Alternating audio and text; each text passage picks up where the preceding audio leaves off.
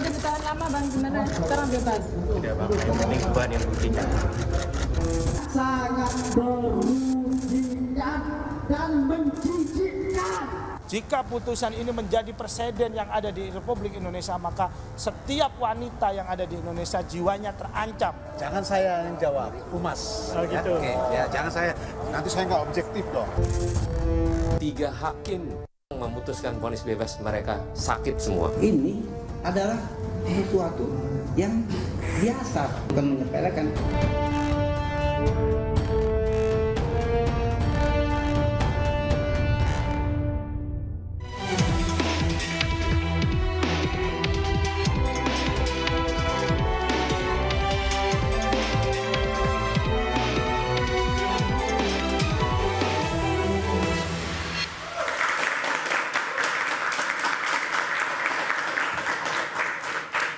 Oktober 2023 yang kelabu, Dini Sera Afriani meregang nyawa di tangan kekasihnya Gregorius Ronald Tanur. 9 bulan kemudian, Ronald Tanur terdakwa pembunuh Dini Sera justru divonis bebas. Hakim menyatakan Ronald bebas dari seluruh dakwaan jaksa penuntut umum.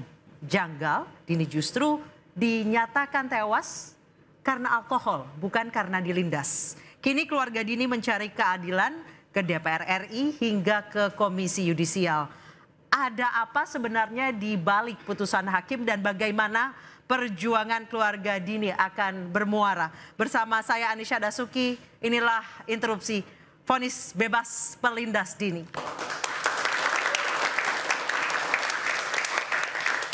Untuk membahas mengenai putusan hakim yang kontroversial, sudah bergabung bersama kami di studio interupsi. Ada di sebelah kanan saya Bapak Marwarar Siahaan, mantan hakim peradilan umum. Selamat malam. Selamat malam. Pak Maruf. Selamat malam. Di sebelah kiri saya ada Bang Saur Siagian, praktisi hukum. Selamat malam Bang Saur. Selamat malam Mbak Anissa.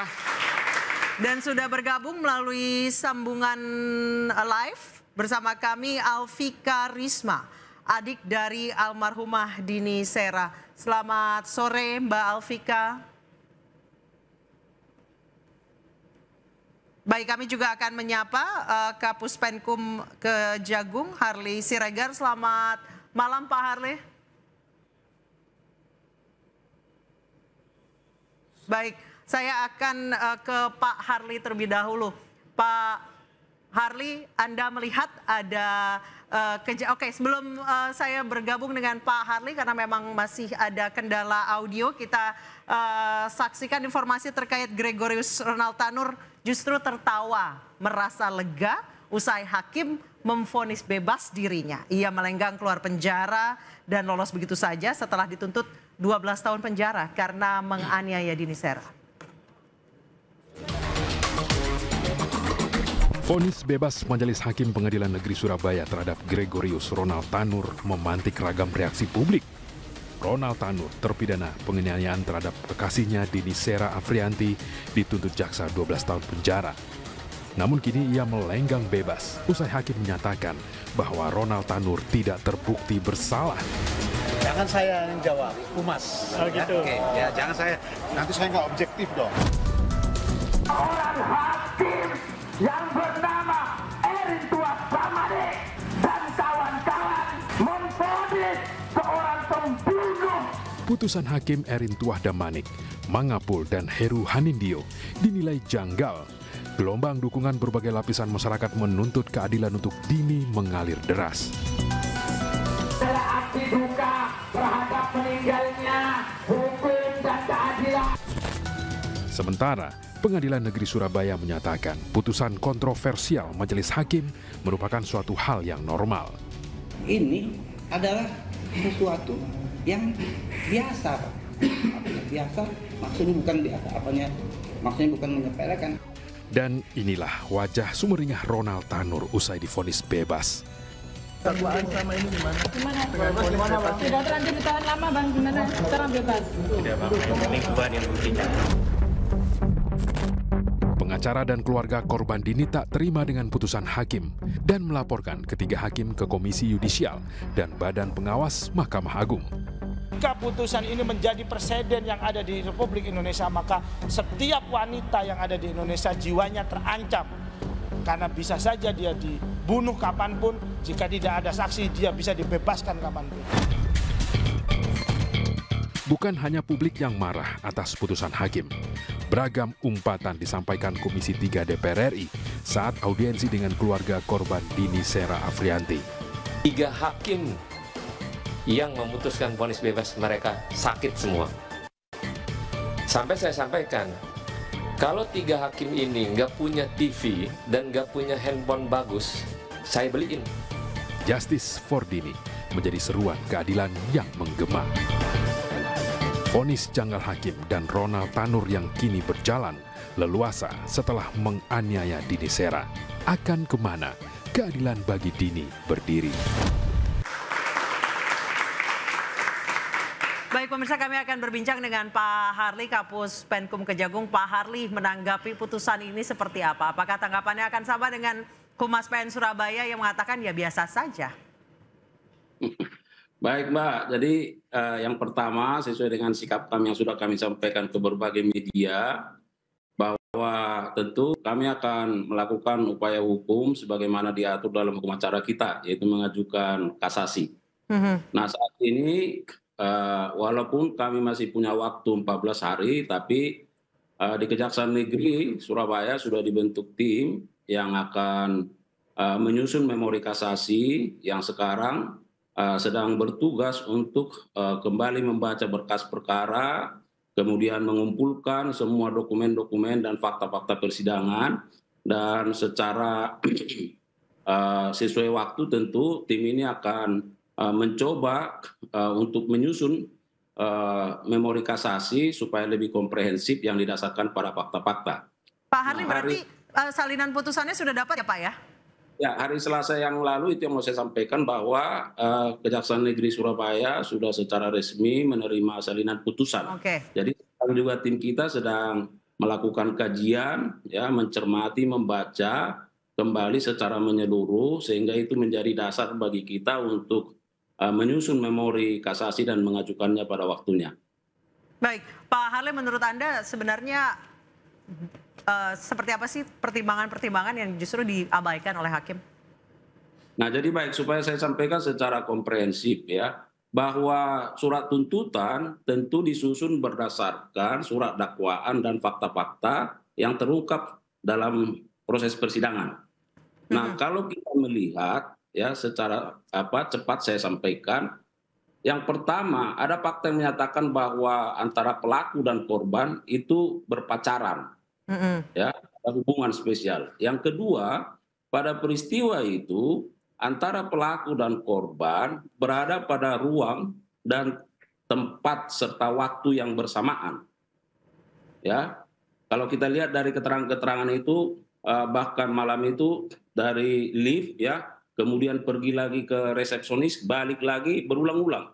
Kemudian yang ketiga ada percekcokan di antara pelaku dan korban. Yang keempat ada kekerasan, ada pemukulan yang dilakukan oleh pelaku terhadap korban. Yang kelima, dari CCTV yang sudah diputar berulang-ulang di pengadilan, menunjukkan bahwa ada bekas pelindasan dari mobil yang dikendarai oleh pelaku terhadap korban. Karena ketika malam hingga pagi, subuh ya, bahwa korban selongsoran di depan sebelah kiri mobil pelaku. Lalu kemudian diajak untuk pulang dan tidak mau dan diam ya. Lalu pelaku menaiki mobil, menyetir dengan arah ke kanan sehingga ban belakang melindas. Nah, kemudian visum ini saya sampaikan Mbak supaya ini jelas nanti para narasumber lain bisa mencermatinya. Dari visum et repertum menyatakan bahwa sebab kematian karena luka robek majemuk pada organ hati akibat kekerasan tumpul sehingga terjadi pendarahan hebat. Lalu kita lihat dengan pertimbangan-pertimbangan majelis hakim yang menyatakan bahwa kematian korban lebih disebabkan karena pengaruh alkohol. Lalu pertanyaannya adalah sejak kapan alkohol itu bisa menyebabkan luka robek majemuk. Iya. Nah, kalau kita lihat luka robek majemuk itu berarti ada banyak luka robek yang dialami oleh korban dan itu lebih disebabkan karena kekerasan tumpul. Itu. Nah, jadi inilah yang menjadi dasar bagi kami, apalagi misalnya dalam pertimbangan hakim juga dinyatakan tidak ada saksi yang melihat langsung. Nah, kemudian menyatakan bahwa terdakwa secara beritikat baik sudah membawa korban ke rumah sakit. Nah, saya kira hal-hal ini adalah satu pertimbangan yang sangat sumir yang dilakukan oleh hakim yang tidak sesuai dengan fakta-fakta yang terdapat selama proses persidangan. Jadi kalau kita kaitkan dengan pasal-pasal dakwaan, Mbak, ya, jaksa penuntut umum dalam perkara ini sudah menyusun ya surat dakwaan secara berlapis karena ada pasal pembunuhan 338, ada pasal penganiayaan yang mengakibatkan matinya orang pasal 351 ayat 3, ada pasal karena kelalaiannya mengakibatkan mati orang 359. Kemudian ada pasal penganiayaan biasa. Nah, saya kira secara awam saja pun kalau menyandingkan fakta-fakta hukum yang terungkap dalam persidangan dikaitkan dengan pasal-pasal dakwaan ini, saya kira tidak ada alasan untuk membebaskan terdakwa. Saya kira begitu, Mbak. Baik, saya sudah bergabung juga bersama kami Alfika Risma, adik dari almarhumah Dini Sera. Selamat malam, Mbak Alfika. Malam, Kak. Mbak Alfika, keluarga bersama kuasa hukum sudah berupaya mencari keadilan ke DPR, ke KY. Sejauh ini seperti apa bantuan dari mereka? Kemarin kan baru selesai dari Mahkamah Agung kan, selesai dari dari Komisi Yudisial, kan itu cuma dapat rekomendasi kan untuk proses ke Mahkamah Agung. Lalu kemarin saya beserta kuasa hukum membuat laporan ke Mahkamah Agung. Lalu itu baru mau diproses gitu. Baik, Mbak Alfika, sejauh ini apakah mohon maaf saya menggali luka lama atas kehilangan saudara Anda. Apakah sebelumnya kakak Anda pernah bercerita bahwa memang hubungannya dengan kekasihnya itu toksik mungkin? Enggak sih, Kak. Kalau untuk maksudnya dia nggak cerita gitu, nggak pernah cerita tentang si terdakwa. Tapi mungkin saya kurang tahu sosok Ronald lebih dalam seperti apa. Mungkin memang seperti itu, cuman almarhum tidak pernah menceritakan. Baik, sejauh ini anaknya usia berapa, Mbak Alfika? Anaknya sekarang usia 13 tahun ini. Baik, sudah bergabung juga bersama kami Dimas Yemahura. Oke. Baik, kami masih menunggu Mbak. Saya ke Mbak Alfika, kembali Mbak Alfika, setelah ini apa lagi upaya yang akan dilakukan oleh keluarga? Kami menunggu Mahkamah Agung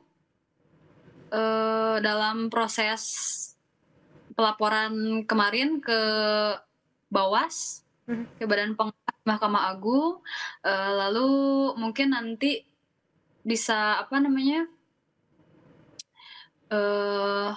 yang menunggu dari hasil JPU untuk kasasi itu, Kak. Baik, Mbak Alfika, sejauh ini sudah pernahkah ada itikat baik dari Ronald Tanur maupun keluarganya mungkin untuk meminta maaf atau menawarkan kompensasi atau meminta damai? Untuk meminta maaf secara pribadi, secara langsung belum pernah. Mungkin orang tuanya sebelum dinonaktifkan sebagai anggota DPR itu mungkin pernah di waktu konferensi pers mungkin ya. Waktu itu dia sempat di media saja gitu. Tapi untuk WhatsApp atau apapun itu belum ada. Terus untuk kompensasi mungkin sempat ada, cuman itu dalam artian ada sesuatu gitu. Soalnya dia menawarkan menawarkan hal ya maaf Kak, menawarkan sejumlah uang, ingin menawarkan sejumlah uang. Tapi harus cabut laporan ya? Ya mungkin seperti itu. Tapi gimana ya? Jadi dia bilangnya pokoknya nggak boleh ketahuan sama pengacara gitu aja. Nggak boleh bilang siapa-siapa. Jadi harus minta damai. Terus sama sekali tidak boleh diungkit ya kasusnya ya, tidak boleh bawa-bawa pengacara ya. Betul. Kalau minta maaf, ya silakan. Bahkan itu ke saya pun nggak boleh, soalnya bilangnya cuma ke bapak aja. Oh gitu, jadi tidak boleh diceritakan ke keluarga. Cuman bapak saya aja gitu yang tahu. Minta maaf secara langsung, sowan ke rumah Anda, ke rumah orang tua Anda, minta maaf telah mungkin membunuh putrinya, itu tidak pernah sama sekali, hanya di publik saja? Tidak ada, bahkan tidak sampai sekarang ada, bahkan dari waktu diberikan tuntutan 12 tahun penjara hingga sekarang terdakwa bebas juga tidak pernah ada permintaan maaf sama sekali. Baik, terima kasih banyak Mbak Alfika telah bergabung dengan kami. Semoga prosesnya lancar, yang diperjuangkan juga berhasil untuk mendapat keadilan bagi Anda, almarhumah kakak Anda dan juga keluarga. Terima kasih Mbak Alfika. Saya ke Pak Maru. Pak Maru, Anda melihat ini hakim kayak sama sekali tidak mengabaikan pertimbangan-pertimbangan, bahkan hasil visum et repertum juga seakan-akan diabaikan. Ya, sebelum kita mulai ya, saya kira saya menyatakan berduka cita juga kepada keluarga korban ini dan harapan mereka boleh berhasil dalam memperjuangkan keadilan. Tetapi kasus seperti ini, katakanlah ini kalau dalam situasi negara kita sekarang di mana sebenarnya ada krisis secara nasional, konstitusionalisme dan rule of law, maka ini kasus hakim ini adalah tip of the iceberg. Jadi dia ada di puncak gunung. Karena kebetulan viral aja ya, Pak Maru. Kebetulan viral. Jadi di seluruh kondisi kita sekarang ini terjadi apa yang dikatakan kerusakan sistem. Anda perhatikan sejak sebelum pemilu kita melihat bagaimana termasuk para pejabat-pejabat melanggar konstitusi. Yaitu ada hakim konstitusi dicabut without due process. Tidak ada proses sama sekali. Kemudian diangkat hakim konstitusi tanpa menuruti apa ketentuan konstitusi dan undang-undang MK. Dan kemudian kita lihat ke bawah sesudah pemilu, menjelang pemilu, bagaimana MK ditabrak begitu hebat oleh suatu putusan yang sama sekali tidak harusnya muncul. Apa yang selalu saya katakan, putusan itu menjadi, kalau di Amerika dikatakan jadi Pak Maru, menurut Anda hal seperti ini lumrah terjadi? Bukan lumrah. Sering terjadi. Kegagalan yang ada secara sistemik, secara nasional dari seluruh aparat ini, apakah kita katakan sekarang saya melihat hakim dulu. Memang hakim itu adalah dalam integrated criminal justice system, kita harapkan sebenarnya dia akan menjadi juga pengontrol seluruh proses. Mulai dari penyidikan sampai putusan. Tapi ketika ternyata seperti ini, tentu ada yang salah di dalam sistem ini. Kalau kita lihat ini, Komisi Judisial juga sudah sejak tahun berapa itu reformasi ada, mereka itu juga menjadi masalah sekarang. Mampukah mereka misalnya meyakinkan Mahkamah Agung untuk melakukan kontrol? Misalnya juga Mahkamah Agung juga tidak melihat perubahan konstitusi sekarang itu, tetap mereka berpedoman bahwa satu atap itu tidak boleh dengan mudah memeriksa hakim itu. Dan yang terakhir barangkali kita akan melihat seperti ini. Di dalam kasus-kasus seperti ini sebenarnya harus mampu dilakukan legal audit terhadap putusan itu. Kalau sekarang misalnya Pak Jaksa tadi sudah mengatakan pemeriksaan kasasi, ya. Tetapi standar itu juga harus ada pada Komisi Judisial.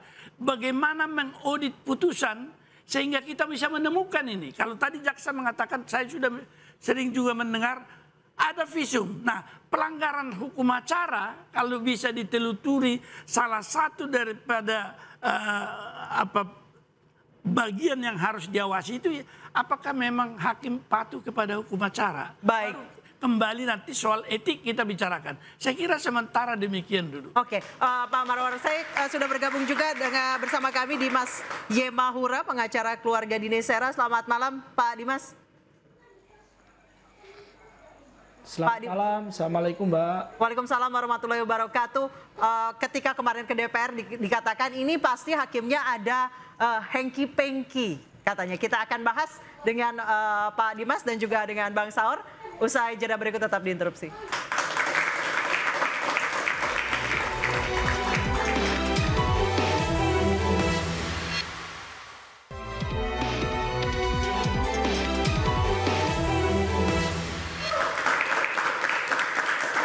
Pemirsa, selain pengacara keluarga Dini yang sudah bergabung bersama kami, juga sudah bergabung bersama kami Humas Pengadilan Negeri Surabaya, Bapak Alex Adam. Selamat malam, Pak Alex.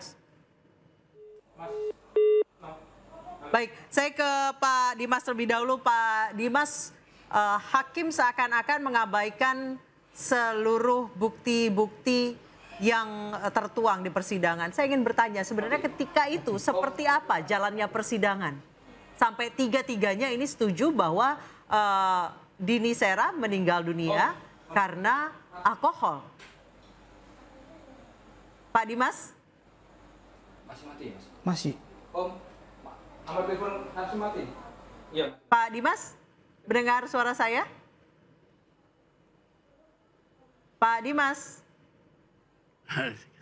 Baik, oke, saya ke Bang Saur. Bang Saur, tiga-tiganya setuju kalau Dini Sera meninggal dunia karena alkohol, bukan karena penganiayaan.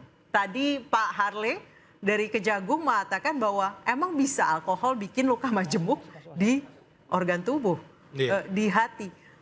Ini kok bisa tiga-tiganya keputusannya sama? Apa benar ada hengki-pengki katanya di kata anggota DPR? Saya kira Mbak Anissa, kehadiran kita di sini barangkali bukan dalam konteks kita menghakimi hakim. Tapi malah saya bersyukur karena malam hari ini narasumber kita adalah Pak Marwarar. Dia bukan saja berkarir sebagai hakim di pengadilan negeri, tapi saya kira beliau terakhir sebagai hakim Mahkamah Konstitusi. Kita bersyukur berdoa kepada beliau karena sampai detik ini beliau masih segar dan jernih dalam pemikiran-pemikiran beliau. Kalau kita tadi melihat konstruksi yang dibangun dakwaan jaksa, kan itu ada 4 pasal setidaknya yang dikenakan kepada si terdakwa ini. Pertama pembunuhan, kemudian penganiayaan membuatkan kematian atau penganiayaan biasa, dan keempat adalah kematian karena kelalaian. Tadi Pak Harli karena memang dia lebih pantas ngomong, kita beruntung juga. Paling nggak mungkin kita menganalisa lebih dari pernyataannya. Jelas tadi di visumnya bahwa kematian daripada almarhum Dini ini karena ada pendarahan dalam hatinya yang membuat kematian tidak ada di sana karena alkohol. Ya toh memang dalam tubuhnya mungkin ada alkohol, tetapi dalam scientific evidence yang sekarang ini sesungguhnya dalam pidana modern, sesungguhnya sekarang menekankan namanya scientific evidence yang relatif tidak berubah dalam perjalanan waktu. Dia bisa stabil, itu sudah terbukti. Nah oleh karena itu saya kira mengapa ini jadi keguncangan luar biasa. Karena bukti-bukti sebelum misalnya katakanlah kalau ada alasan hakim. Nanti mungkin Kak Humas untuk membicarakan. Dini almarhum ini kan dibawa muter-muter dulu. Muter-muter ke apartemen, bahkan di apartemennya dibiarkan naik. Bahkan security pernah bertanya, ini wanita siapa? Terdakwa ini awalnya tidak mengaku itu bahwa teman dekatnya. Ini membuktikan dari awal tidak ada upaya yang kalau alasannya karena dibawa rumah sakit. Dibawa di rumah sakit adalah kalau menurut saya adalah upaya untuk menutupi seakan-akan melakukan kebaikan kepada almarhum ini. Nah oleh karena itu saya kira kita bersyukur Kapuspen Kejaksaan tadi sudah declare kemudian melakukan kasasi. Itu saya kira sudah tepat. Baik. Sekaligus juga pernyataan dari Pak Maru mengatakan hukum kita tidak baik saja. Saya ingat saya terakhir dalam 3 bulan ini saya narasumber, kemudian semua agenda-agenda kita sekarang ini adalah dalam konteks hukum yang sedang gelap. Pina, kemudian Eki Cirebon sampai sekarang belum selesai. Ternyata ada masalah di sana. Masalah ini lagi. Beberapa waktu yang lalu diwadahi di interupsi ini anak kita Afif yang meninggal di Sumatera Barat. Masih gelap. Nah, oleh karena itu turut berduka cita bukan saja kepada Dini, tetapi juga keadaan hukum kita. Nah, kalau Pak Maru tadi mengatakan, ketika kita diskusi ini Mbak Nisa, saya kira beberapa hakim agung sekarang dia duduk sebagai terdakwa karena melakukan korupsi.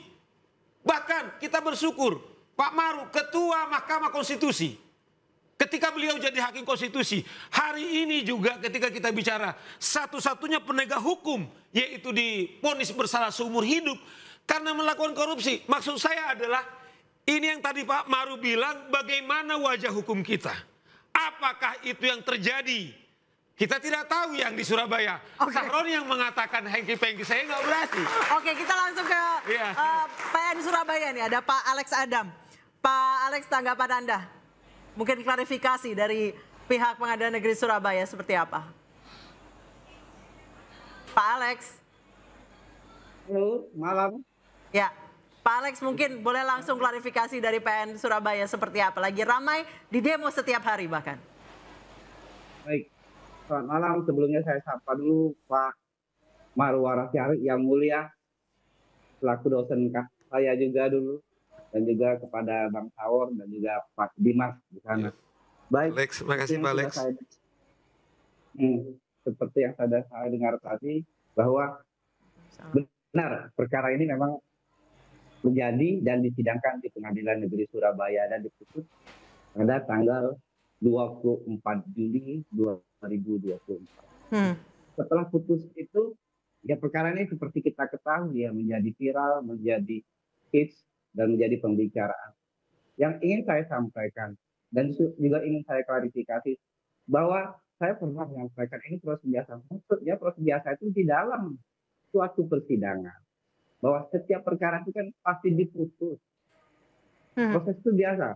Putus itu kalau perkara pidana kan ada yang dinyatakan bersalah, ada yang dihukum, dan juga ada juga yang dibebaskan. Prosesnya biasa seperti itu.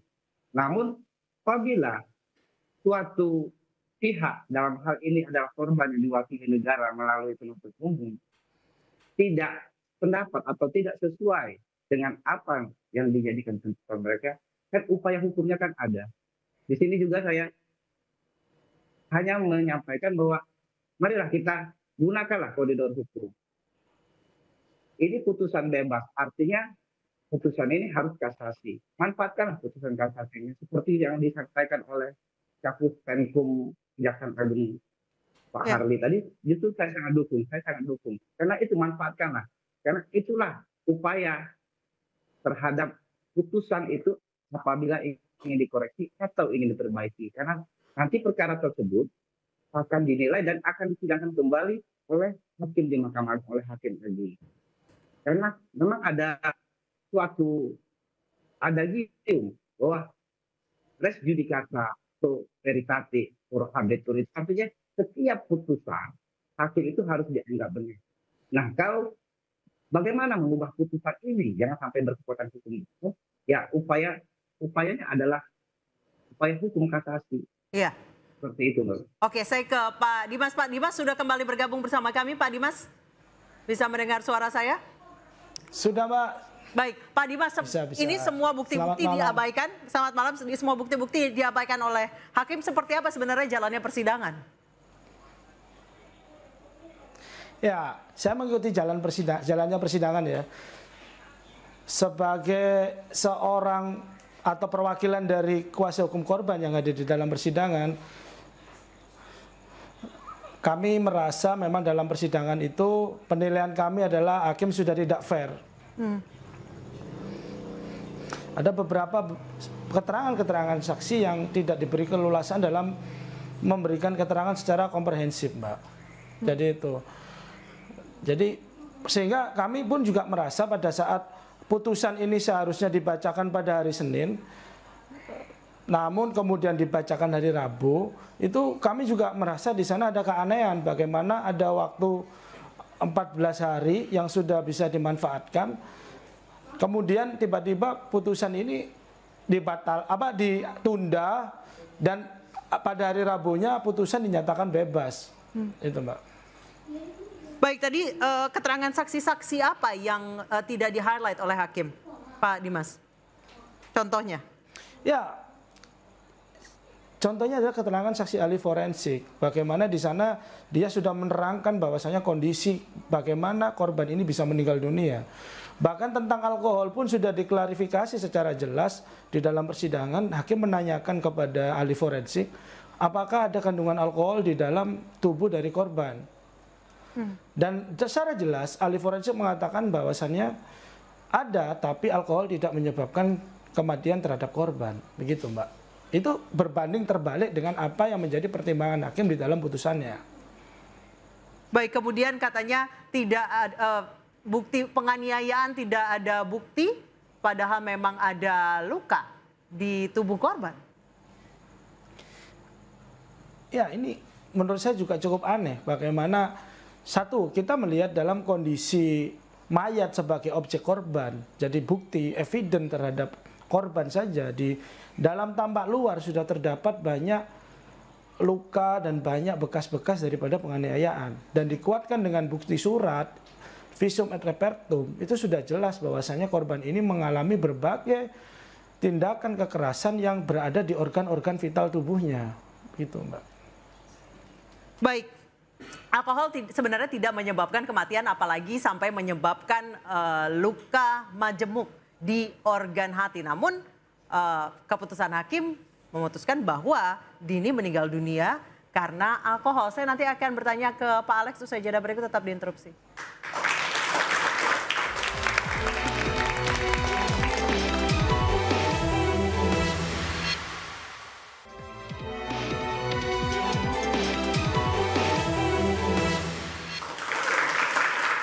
Baik, saya langsung bertanya ke Pak Alex. Pak Alex, apakah wajar memang ketika keputusan hakim itu mengabaikan bukti dan juga keterangan ahli forensik? Malah dibuat sebaliknya. Apakah itu wajar? Baik, baik Mbak. Jadi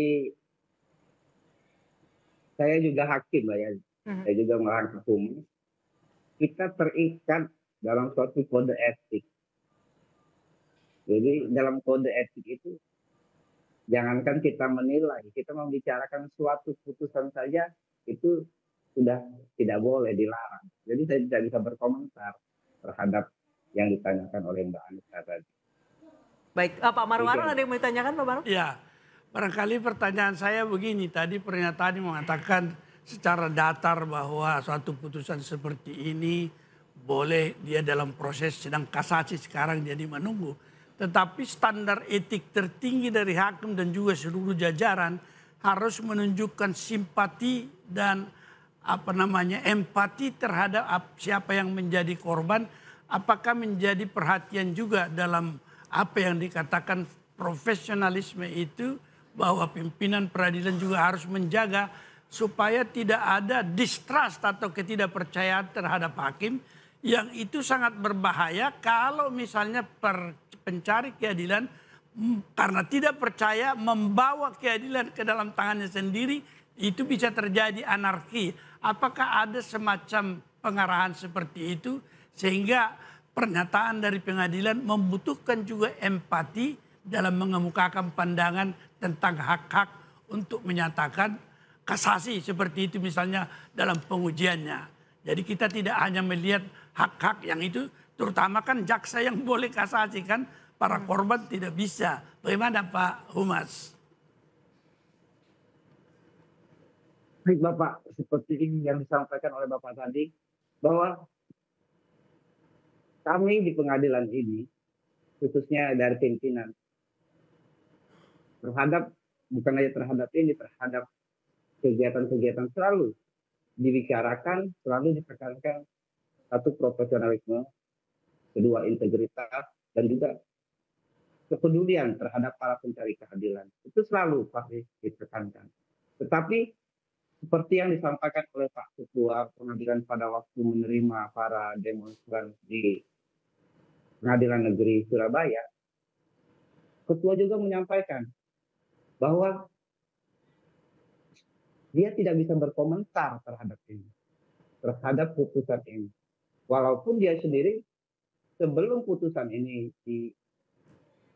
dibacakan oleh majelis hakim tersebut sudah menemui dia dan melaporkan akan memutus perkara ini. Tetapi dia, Pak Ketua ini karena juga seorang hakim, dia hanya menyatakan apakah ini sudah sepakat, sudah bulat, dan sudah tidak ada dissenting opinion, ya silakan. Karena saya tidak bisa mencampuri, karena seperti yang saya sampaikan di awal, bahwa kami terikat dalam suatu kode etik. Begitu ya, Pak. Oke, saya ke Pak Dimas. Pak Dimas, ini sebenarnya almarhumah dengan Ronald Tanur ini sudah pacaran berapa lama? Apakah Anda menggali juga dari rekan-rekan mereka? Apakah memang selama hubungan itu sering terjadi kekerasan? Ya, jadi begini Mbak, hubungan antara Ronald dengan korban ini menurut keterangan teman-temannya baru berlangsung sekitar 4 bulan. Di mana kemudian memang ada beberapa informasi korban ini sering mengalami beberapa tindakan kekerasan. Jadi begitu Mbak. Kemudian kalau saya diizinkan untuk menyampaikan di forum ini terkait apa yang disampaikan oleh Pak Humas, ini saya menaruh keprihatinan yang mendalam terhadap Pengadilan Negeri Surabaya ya Mbak. Di mana kemarin sikap dari Ketua Pengadilan Negeri Surabaya itu tidak menunjukkan social of sense humanity atas putusan yang ada di Pengadilan Negeri Surabaya yang bersifat kontroversi. Bahkan dia seolah menantang publik ini dengan mengatakan bahwasannya hakim yang memutus ini bukanlah hakim yang sembarangan. Tapi publik ini tahu putusannya ini sembarangan gitu loh. Ini harusnya dalam pertemuan saya yang disampaikan di Badan Pengawasan Mahkamah Agung kemarin, di setiap tingkat pengadilan itu sudah ada yang namanya Badan Pengawasan Hakim. Artinya di sana memang tidak dalam rangka untuk mengintervensi putusan. Tapi bagaimana melihat proses peradilan itu berjalan, bagaimana hakim melaksanakan persidangan, apakah berjalan baik, fair, atau tidak, itu yang paling penting. Dan kemudian terhadap apa yang disampaikan, masukan-masukan yang disampaikan oleh masyarakat kepada Humas, apakah memang itu sudah ditindaklanjuti dengan benar secara nyata? Pak Dimas, jadi Anda menilai memang putusan ini sudah settingan dari awal? Menurut penilaian pribadi saya iya. Dan mungkin seluruh masyarakat Indonesia begitu. Karena kami merasa upaya kami untuk mengingatkan, upaya kami untuk mengontrol bahwasannya tolong peradilan ini bisa mengedepankan keadilan bagi masyarakat, memperhatikan hak korban, itu tidak ada.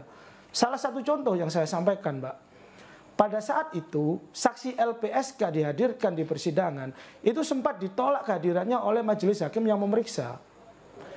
Dengan alasan dia bukan saksi fakta yang tidak ada kaitannya dengan kasus ini. Dan ini kan sangat konyol, gitu loh, Mbak. Baik, meskipun begitu dia diperiksa di dalam persidangan pun hakim seolah tidak memberikan pertanyaan yang spesifik, mengapa ada restitusi dan lain sebagainya, tidak ada. Nah ini menurut saya sangat merugikan hak-hak daripada korban. Kembali lagi Mbak, kalau semua hakim di Republik ini, termasuk Humas mengatakan bahwasanya kalau nggak cocok silakan melakukan proses hukum berikutnya. Lantas bagaimana peradilan ini bisa dilihat memiliki kewibawaan dan keagungan di mata masyarakat untuk memberikan keadilan?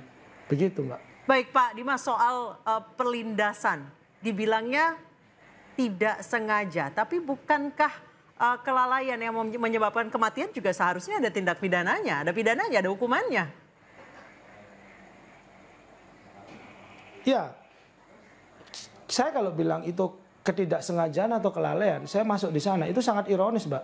Bagaimana orang yang lalai kemudian turun dengan sengaja merekam seorang korban yang dalam keadaan hampir saja meninggal atau sekarat, tapi tidak segera menaikkan atau membawa ke rumah sakit, merekam bahkan mengingkari korban itu. Itu bukan kelalaian. Itu kesengajaan dan dia sedang membangun sebuah fakta konstruksi yang berbeda dengan kebenaran. Itu tidak pidana, Mbak. Mas Dimas, benarkah almarhumah ketika itu yang sudah dalam kondisi seperti itu, mohon maaf, ditaruh di bagasi, sempat dibawa berputar-putar? Iya, kenyataannya begitu. Dan itu tidak langsung dibawa di rumah sakit, tapi dibawa ke apartemen, diturunkan di lobi ditinggal, tersangka ini naik ke atas, ke kamar korban untuk mengambil barangnya yang kemudian dihampiri oleh security untuk diminta turun mengecek korban. Jadi tidak ada inisiatif dari korban ini untuk membawa, inisiatif dari tersangka ini untuk membawa korban. Setelah itu baru dibawa ke rumah sakit? Ke rumah sakit tidak ada inisiatif. Oke. Korban dibawa di rumah sakit atas inisiatif dari pengelola apartemen dan security apartemen yang kemudian ikut membawa korban bersama tersangka. Karena sudah ada rasa kekhawatiran dari pengelola apartemen dan security apartemen bahwasanya tersangka ini bisa melarikan diri atau tidak membawa korban ke rumah sakit. Oleh karena itu dia ikut membawa korban bersama tersangka di rumah sakit. Tapi bukti itu disampaikan ke hakim, Pak Dimas. Soal yang berinisiatif ke rumah sakit adalah security dan pengelola apartemen, bukan pelaku, bukan terduga pelaku. Disampaikan dan itu tertulis di dalam fakta persidangan bahkan di pertimbangan hakim. Ya bagaimana yang memiliki mobil adalah tersangka, tapi ada security apartemen, ada pengelola apartemen yang ikut ada di dalam mobil. Apakah lantas hanya karena dengan mengendarai mobilnya kemudian dia dikatakan memiliki itikat baik membawa korban ke rumah sakit? Kenapa tidak dari waktu dia melindas korban dia langsung membawa korban itu ke rumah sakit? Oke, baik, saya ke Pak Alex. Pak Alex, menanggapi pernyataan dari Pak Dimas, betapa mirisnya di persidangan ketika itu. Pak Alex? Ya, baik. Jadi begini, Pak. Suatu perkara itu kan berproses. Ini kalau menurut catatan saya yang saya mungkin salah kalau dikoreksi. Sidang pertama ini kan 19 Maret. Tuntutannya adalah tanggal 27 Juni. Dan diputus 24 Juli. Artinya dari bulan Maret itu sampai ke Juli itu hampir April, Mei, Juli ya. Hampir 4 bulan proses perkara. Artinya proses ini kan dijalankan, Pak. Ada mendengarkan keterangan saksi, ada pembahasan dakwa, ada pembahasan terdakwa, ada juga pembahasan ahli. Artinya proses itu sudah kita jalankan. Tetapi mengenai hasilnya, bahwa hakim ini kan ditugaskan oleh undang-undang adalah menerima, memeriksa, dan memutus serta menyelesaikan suatu perkara. Jadi bukan saya menanggapi Pak Dimas itu bukan kita menyepelekan, tapi ini sudah selesai loh tugas dari ini.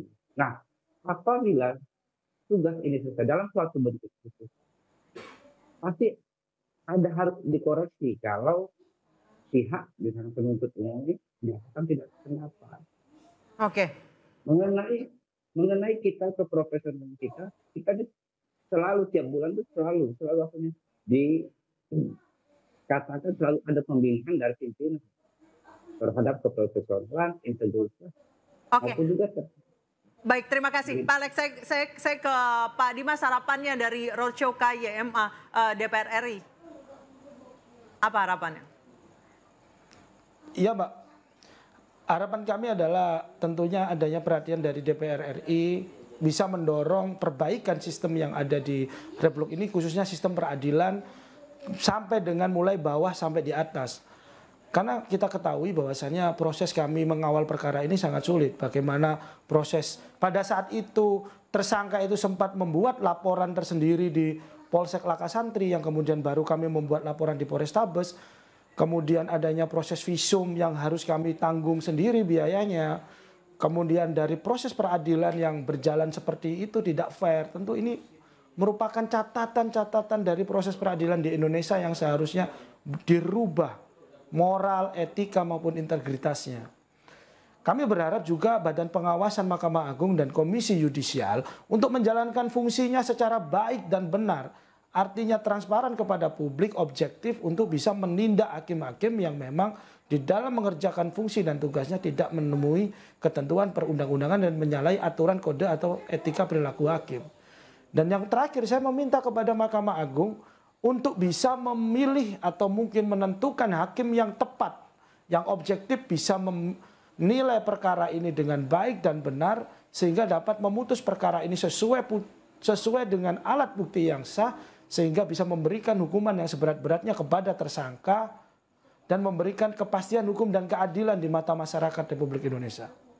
Oke, terima kasih Pak Dimas dan Pak Alex telah bergabung bersama kami di Interupsi. Dan pemirsa, kami masih akan kembali usai jeda berikut berdialog dengan Bang Saur dan Pak Maru. Tetap di Interupsi.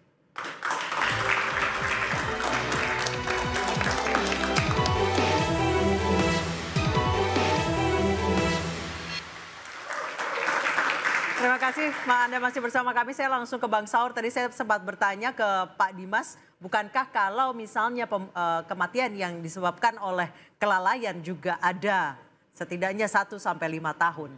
Walaupun tadi ditolak tegas oleh Mas Dimas, ini nggak mungkin sengaja. Kalau menurut Bang Saur seperti apa? Bahkan karena kelalaian pun diabaikan. Saya terus terang dari penjelasan kuasa hukum almarhum, saya seperti kehilangan kata-kata. Mbak Anissa, saya bukan kuasa hukum daripada almarhum dan saya juga bukan saudaranya. Tapi kami dipertemukan saudara sebangsa dan setanah air. Hakim memutus adalah demi keadilan berdasarkan ketuhanan Maha Esa. Maknanya apa, Mbak Anissa? Keadilan bukan saja kepada almarhum, keadilan bukan juga kepada terdakwa, tetapi juga kepada mahasiswa anak-anak saya ini, kepada Nisa dan juga yang mulia juga Pak Maru. Lihat gelombang-gelombang protes, diskursus kita yang mestinya kita istirahat malam hari ini. Pak Maru harus duduk dia karena terbatas usianya. Tetapi dia harus datang ke studio ini untuk bicara soal keadilan. Kalau saya tadi mendengarkan perlakuan daripada terdakwa ini minta maaf. Minta maaf. Karena mereka pacaran. Setelah dinikmati kecantikan daripada almarhum ini, tapi diperlakukan, dibuang begitu saja. Bayangkan orang sudah terkapar, katakanlah dia bukan yang melindas, ditaruh di bagasi Mbak Anissa.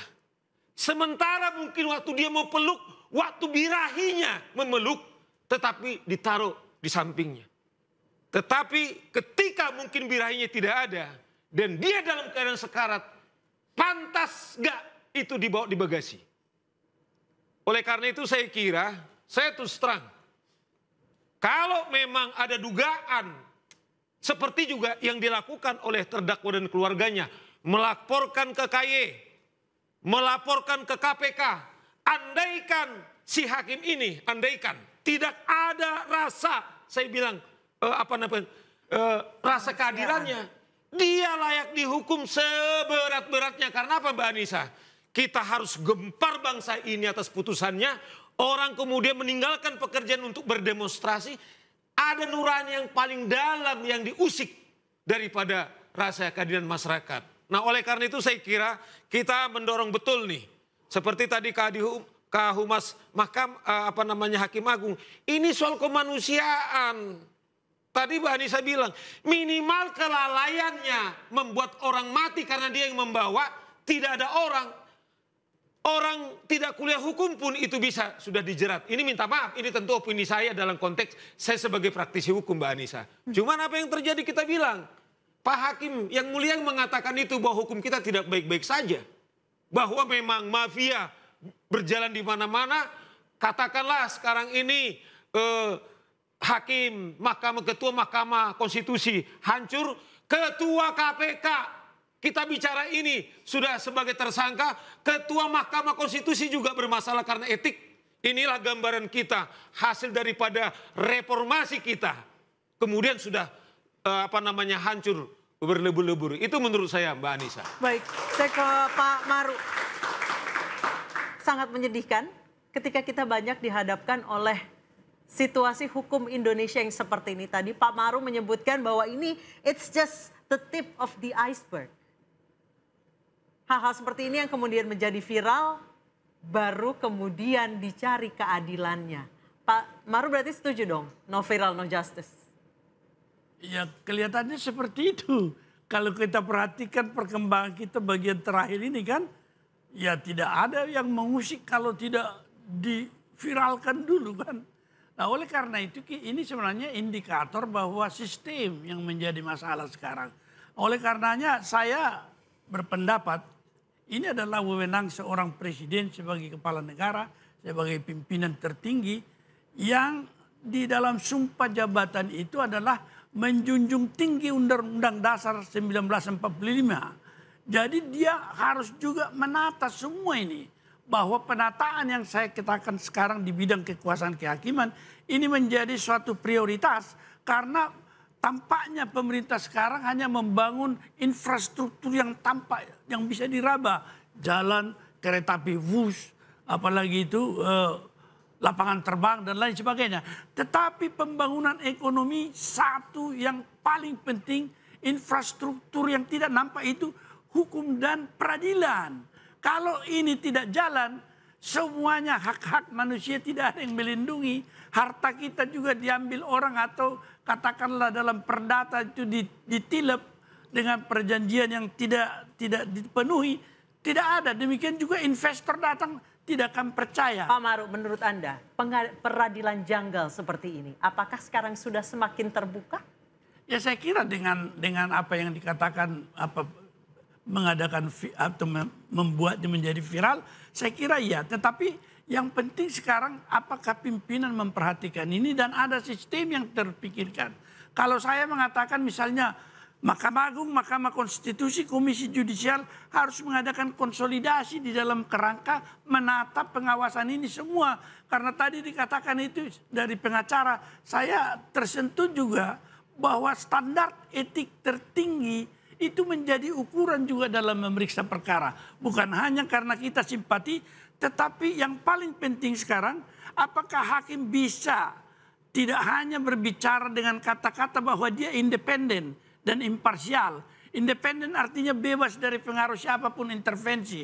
Untuk bisa adil, itu yang disebut imparsial, tidak memihak.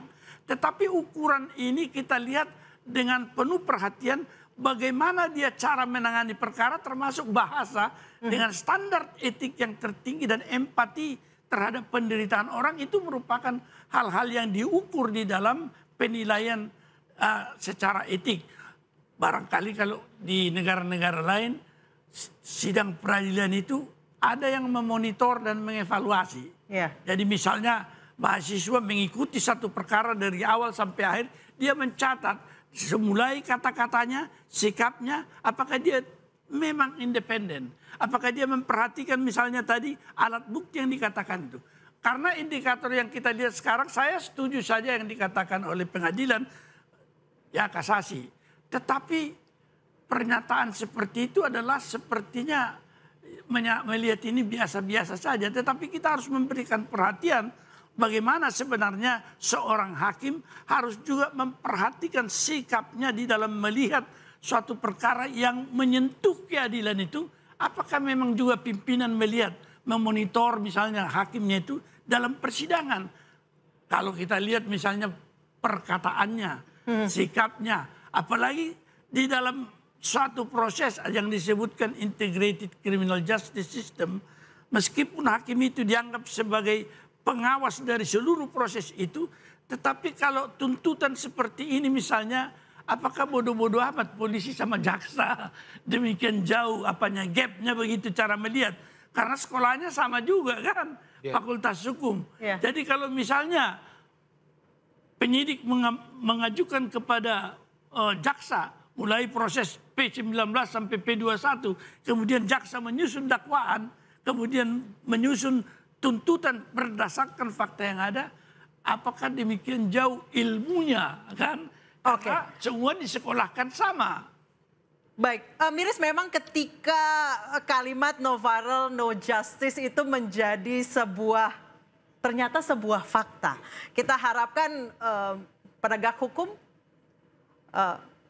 tetap berjalan sesuai porsinya, menjadi perpanjangan tangan Tuhan, apalagi seorang hakim, karena banyak mata yang memperhatikan. Terima kasih Pak Marwarar, terima kasih Bang Saur telah bergabung bersama kami di Interupsi. Saya Anissa Dasuki, pamit, selamat malam, sampai jumpa.